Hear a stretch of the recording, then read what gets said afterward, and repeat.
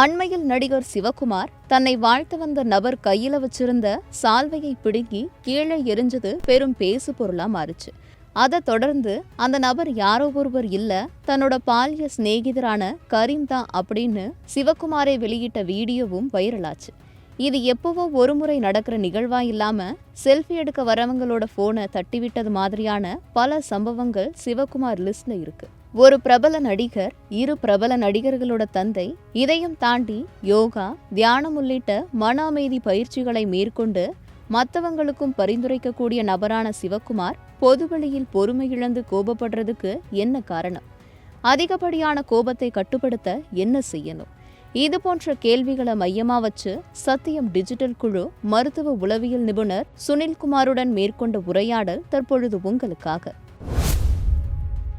அண்மையில நடிகர் சிவகுமார் அவருக்கு சால்வை அணிவிக்க வந்த நபர்கிட்ட கையில இருந்தே சால்வியை வாங்கி கீழே போட்டாரு. அது பெரும் பரபரப்பான வீடியோவா கூட போச்சு. அதுக்கப்புறம் அவராவே மன்னிப்பு வீடியோவும் கேட்டாரு. இவர் என்னோட நண்பர் அந்த மாதிரிலாம் சொன்னாரு. ஆனா இது சிவகுமார் அவர்கள் பண்றது இது முதல் முறை கிடையாது. அவர் கூட செல்ஃபி எடுக்க வந்தப்போ போனை தட்டி விட்டது மாதிரி பல சம்பவங்கள் தொடர்ச்சியா நடைபெற்றுட்டே வருது. ஆனா சிவகுமார் அவர்களை பொறுத்த வரைக்கும் அவர் யோகா, தியானம் பண்றது இது போன்ற விஷயங்கள் ரொம்ப ஆக்டிவா ப்ரொமோட் பண்ணக்கூடியவராகவும் இருந்துட்டே இருக்காரு.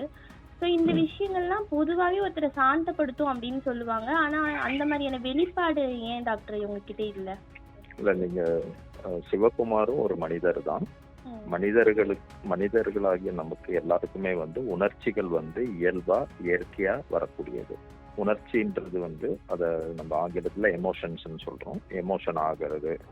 ஸோ எமோஷன் ஆகிறதுன்றது ஒரு இயற்கையான ஒரு விஷயம், இயல்பான ஒரு விஷயம்.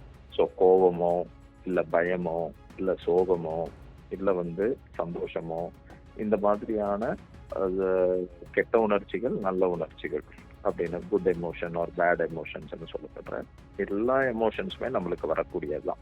அந்த எமோஷன் ஒன்னொன்னுத்துக்கும் ஒரு பர்பஸ் இருக்கு. அந்த ஒரு பர்பஸை சால்வ் பண்றதுக்கு தான் அந்த எமோஷன் வருது. இந்த எமோஷனை நம்ம வெளியே வராம பாத்துக்கணும், கோபமே படாம பாத்துக்கணும் அப்படின்னு சொல்றது ரொம்ப அபத்தமான ஒரு விஷயம். அதை விட ஒரு அபத்தமான ஒரு விஷயம் யோகா தியானம் பண்ணா கோபமே வராது அப்படின்ற ஒரு விஷயங்கள் பரவலா பாக்குறோம். ஸோ யோகா நம்ம பண்றதுனால நம்மளுக்கு கோபம் குறையுமா? எஸ், குறைஞ்சிருக்கிறதாக பல ஆய்வுகள் காட்டியிருக்கு. ஆனா கோபமே வராது, கோபத்தோடைய ஒரு ஒரு படிக்கட்டையே நம்ம மிதிக்க மாட்டோம் அப்படின்னு சொல்றது ரொம்ப அபத்தமானது. அது கண்டிப்பா நடக்காது. நீங்க வருஷம் பூரா யோகா பண்ணாலும் கோபத்தை அடக்க முடியாது, அடக்க வேண்டிய அவசியமும் இல்லை. ஆனா கேள்வி என்னன்னா டாக்டர், இப்ப நம்ம யோகா எதுவுமே பண்ணல, ஆனா நம்ம ஒரு ஆபீஸ்லயோ இல்ல நமக்கு கோவம் வந்தா கூட நம்ம எப்படி நடந்துக்கணும்னு நமக்கு ஒரு பொது வெளியில நடந்துக்க வேண்டிய நடைமுறைகளை நம்ம பின்பற்றோம் இல்லையா? ஆனா அப்படி ஒரு பிரபலமா இருக்கக்கூடிய நபர் அந்த மாதிரி இந்த எக்ஸ்ட்ரா விஷயங்களையும் கூட செய்யக்கூடிய நபரால ஏன் அந்த ஒரு பொறுமை இல்ல? சாதாரணமான அவருடைய வயது முதிர்ச்சிக்கான பொறுமையை கூட அவர் எக்ஸிபிட் பண்ணாத மாதிரி தொடர்ச்சியான விஷயங்களை பண்றாரே, அதுதான் டாக்டர் கேள்வி. இல்ல, அதுக்கு பல காரணங்கள் இருக்கு. சூழல் பலதும் காரணமா இருக்கும். அதாவது ஒரு கோபம் நம்மளுக்கு ஏற்படுறதுக்கு எல்லா நேரத்திலயும் நம்மளுக்கு கோபம் வரும்னு சொல்ல முடியாது. சில வல்னரபிளான ஃபேக்டர்ஸ், சில வல்னரபிளான இடத்துல இப்போ நம்ம ரொம்ப பசியில இருந்தோம்னா நம்மளுக்கு கோபம் வரக்கூடிய சாத்தியக்கூறு ஜாஸ்தி. சப்போஸ் நம்மளோட மூட் அவுட்ல இருக்கும், இன்னைக்கு ஏதோ ஒரு விஷயம் நம்மளுக்கு சரியா போகல, அப்போ கோபம் வர்றதுக்கான வாய்ப்பு ஜாஸ்தி. அதே சமயத்துல ரொம்ப புழுக்கமா இருக்கும், கோபம் வரக்கூடிய வாய்ப்பு ஜாஸ்தி. நம்ம ஏதோ உடம்பு சரியில்லை, ஜுரத்துல இருக்கோம், இல்ல உடம்புல எங்கேயோ நோவு இருக்கு, இல்ல வலிக்குது, அப்ப நம்ம கோவப்படுறதுக்கான சாத்தியக்கூறு ஜாஸ்தி. இதெல்லாம் நம்ம வல்னரபிலிட்டிஸ்ன்னு சொல்லுவோம். இப்போ எவ்வளவு பிரபலமா இருக்கிறவங்களுக்கு கோபம் வரக்கூடாது அப்படின்றதே ஒரு அபத்தமான ஒரு கருத்து தான். ஸோ மனிதனாக பிறந்த எல்லாருக்குமே உணர்ச்சிகள் வரும், போகும். ஆனா அந்த உணர்ச்சிகளை நம்மளுடைய முதிர்ச்சினால இல்ல சில கற்றல்னால சில வித்தைகள்னால அந்த உணர்ச்சியை நம்ம சரியா கையாள பழகிக்கும். சில பேருக்கு அந்த உணர்ச்சிகளை சரியான முறையில கையாள பழக தெரியாம இருக்கும். அதெல்லாம் நாங்க எமோஷன் டிஸ்ரெகுலேஷன் சொல்லுவோம். நம்மளுடைய உணர்ச்சிகளை சரியான முறையில நம்மளால கையாள முடியாத ஒரு நிலைக்கு நம்ம போயிடுவோம். ஸோ எமோஷனல் ரெகுலேஷன் அப்படின்னு சொல்லப்பட்டது ஒரு திறன். அந்த திறன் பொதுவா நம்மளுடைய சமூக உறவுகள் மூலமா நம்மளுடைய முதிர்ச்சியின் காரணமாக அதை நம்ம கத்துப்போம். சில பேருக்கு அது வந்து கத்துக்கிறதுல சிரமம் இருக்கும். சில பேர் என்னதான் கத்துக்கிட்டாலும் சில வல்னரபிளான சில சுச்சுவேஷன்ஸ்ல இந்த மாதிரி செயல்படுறதுக்கான காரணம் ஒரு வாய்ப்பு இருக்கு. அப்ப கோபம் வர்றதுக்கான உளவியல் மற்ற உடல் சார்ந்த காரணங்கள்லாம் சொன்னீங்கல்ல டாக்டர். இப்ப வந்து கோபம் எப்பவுமே கோபமாவே இருக்காங்க, மோஸ்ட்லி அவங்களோட பர்சனாலிட்டி இப்படிதான் டிஃபைன் ஆகுது அப்படின்ற நபர்கள் என்ன மாதிரியான பயிற்சிகள் எடுக்கணும், இல்ல என்ன அவங்க மனநிலையில எந்த விஷயங்களை அக்செப்ட் பண்ணணும் டாக்டர்?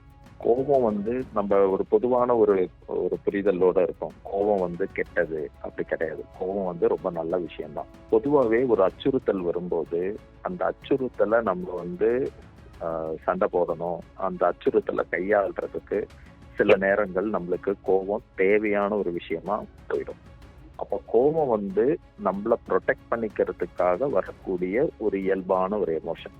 ஒரு உதாரணத்துக்கு காக்காவோட கூட்டை வந்து நம்ம பருந்து போய் வந்து அந்த காக்காவோட கூட்டை டிஸ்டர்ப் பண்ணதுன்னா காக்கா வந்து பயந்து போய் ஓரமா ஒதுங்கி போய் நிக்கிறது இல்ல.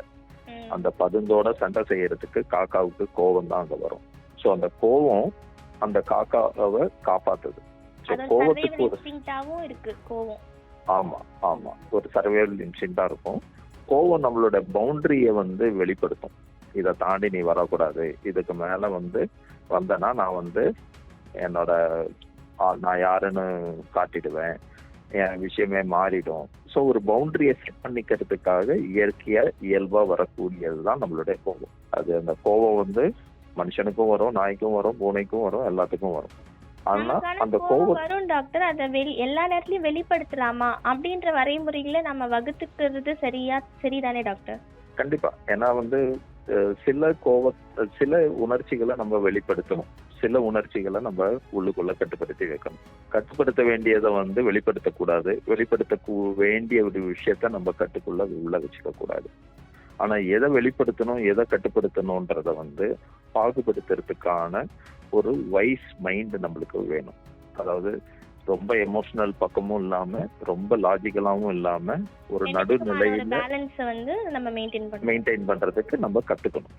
அந்த கற்றல் வந்து நம்மளுடைய சமூக அமைப்புல இருந்து நம்ம நிறைய கத்துப்போம்.